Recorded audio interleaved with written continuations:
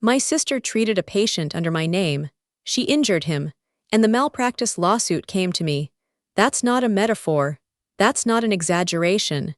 That's the first sentence of the legal complaint I opened on a Tuesday morning while my coffee went cold. My name is Dr. Maya Chen. I'm a doctor of physical therapy. I spent 8 years earning those 3 letters, 4 years of undergraduate anatomy labs, where I smelled like formaldehyde and slept in my car between shifts. 3 years of graduate school. 1 year of clinical residency, where I made $14 an hour adjusting the spines of college athletes, while I calculated whether I could afford both groceries and my student loan payment. My license number is etched into my memory the way other people remember their childhood phone numbers. It is the skeleton key to my entire life. And my sister, Chloe, picked the lock like it was nothing. Chloe is 2 years younger and a lifetime more entitled. She is the kind of person who calls herself a free spirit when what she really means is unwilling to finish anything that requires paperwork. She has started 3 degree programs, 2 certificate courses, and 1 yoga teacher training. She has completed none of them. She has never held a job longer than 10 months, and yet she has always been the favorite, the charming one, the one who makes my parents laugh at Thanksgiving while I quietly do the dishes and calculate whether the turkey is cooked to a safe internal temperature. I am the responsible one. I am the one who refinanced my condo to pay off my loans faster. I am the one who keeps a spreadsheet of every continuing education credit I need to maintain my license. I am the one who, 6 months ago, opened my guest room to Chloe because she had been evicted again and my mother called me crying, saying, "She's your sister. She has nowhere else to go." I said yes. Of course I said yes. I installed a second towel rack. I bought the shampoo she liked. I listened to her talk about her awakening and her new path while I graded movement assessments on my laptop at the kitchen table. I never thought to lock my home office.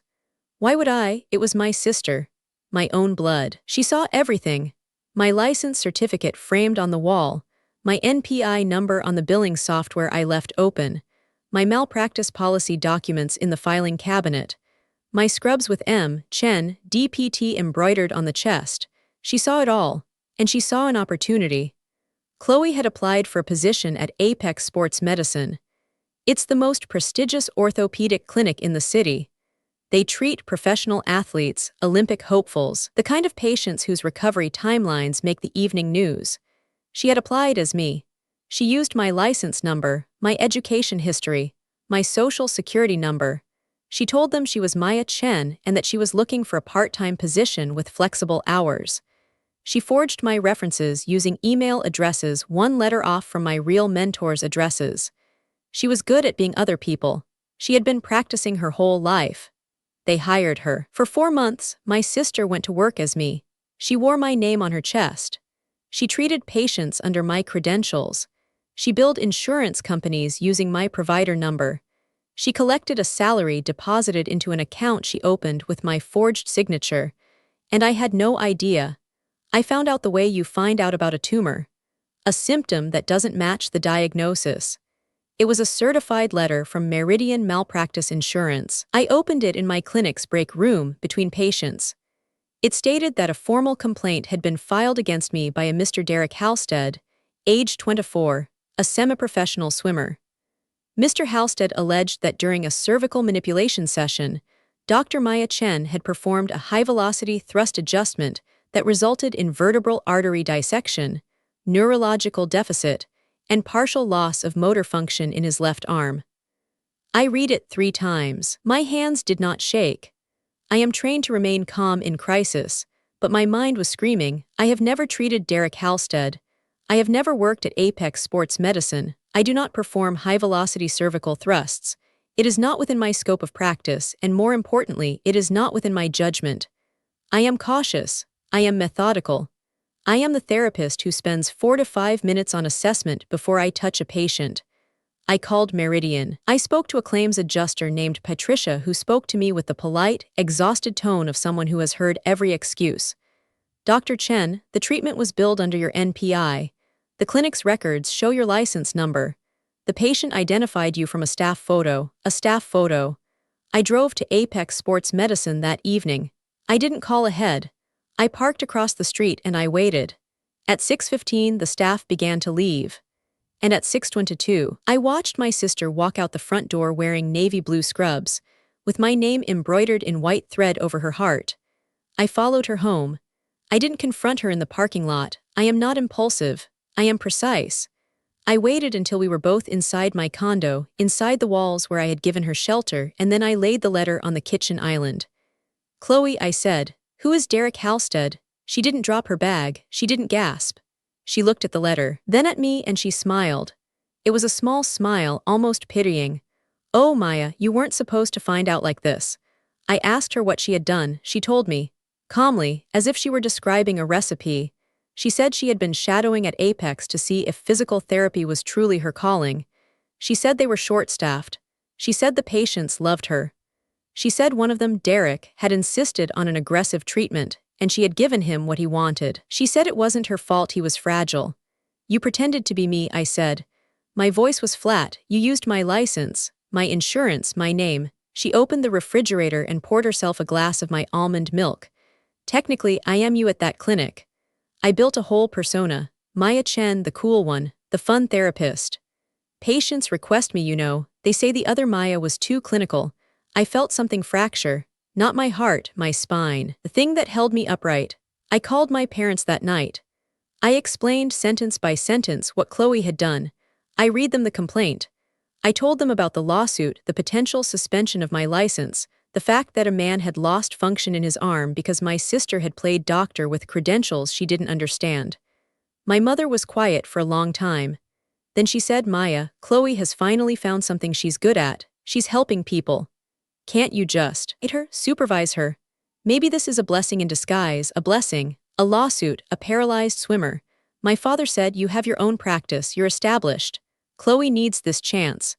Don't ruin her life over paperwork." They were talking about my license, my identity, my decade of education, as if it were a library card she had forgotten to renew. I looked at Chloe, who was scrolling on her phone at the dinner table, completely unconcerned. I said, "You need to quit tomorrow, and you need to tell Apex the truth." She didn't look up. "Or what? You'll kick me out, you'll sue your own sister." "Come on, Maya, you're not that kind of person, you're the good one." I slept in my office that night. I didn't sleep, actually. I sat in my desk chair and I stared at my license certificate. I thought about Derek Halstead, 24 years old, a swimmer. He had trusted my name. He had trusted the 8 years of training that name represented. And my sister had treated him like a practice dummy. For 3 days, I tried to be the person my parents wanted me to be.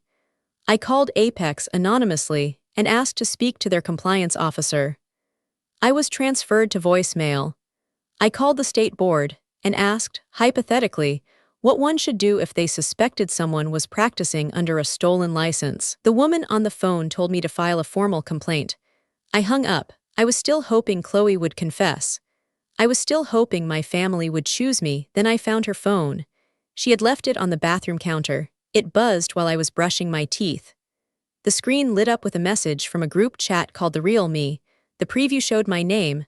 I shouldn't have looked. I know that. But if someone burns your name, you are allowed to read the arson report. The chat was 3 months long, 4 to 7 messages from Chloe. "I've been working as Maya for 4 months and she has no idea. It's hilarious. She's so obsessed with her rules and her charts that she doesn't even notice someone else is living her life. Derek wanted the aggressive adjustment and I gave it to him. The real Maya would have bored him with assessments. I actually helped him. Then, after the injury, he's suing Maya, not me. Her insurance, her problem. She can afford it. She's the rich one. And the one that still wakes me up at night. Even if she finds out, what will she do? Tell mommy, sue me. She's too busy being perfect to get her hands dirty. I'm not worried. The robot doesn't know how to fight. I read it until my vision blurred. Not from tears, from clarity. I realized I had been bringing a conscience to a knife fight. I realized that my family didn't see a theft.